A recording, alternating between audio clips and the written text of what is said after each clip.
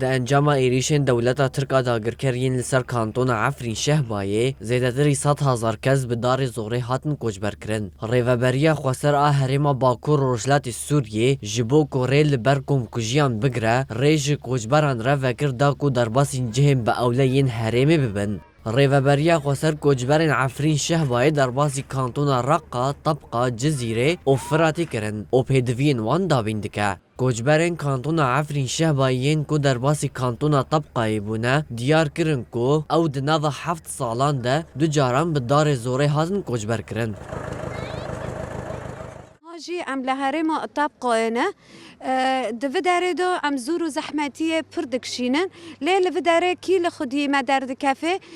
اداره ذاتیه لخودی مدرد کافه نها ام دهندر طبقه دانه ملعبه طبقه دانه ملتی می عفرین و شهبه لفداره دیسا برخدانی خودکه دیسا ام لسر کار و خباته خونه لفداره ام دهندر ملعب دو ام وک مروف کوچبر ام ملتی خو بجدکن به دسته اداره ذاتیه خودی مدرد کافه یعنی چه زور و زحمته های ام پردکشینن دی سال هم بر و زور و زحمتیه ام لسر پیابن و ام تجاری ام ولاتی خو ام جبیر نوک. کوچبرین عفرینی دیار دکن کو هر چقاس او راستی زحمتیان ورن لی تجاری هیوین وان این وگر عفرینی ناین چل مساندن. دمی زیارت چادر دکن زیارت ملت دکن خواستکید ملت وانا اره تشتن هاتی قدماندن تیر ناک ضعیفه یعنی امبان منظمات الدولی دکن گئیرو تا ارکی خونالیسته کینگو ارکی خوبلیزه ارکی که اخلاقیه گه انوی ملتی یعنی بپارزن انوی ملتی کنه بن انقاذ کن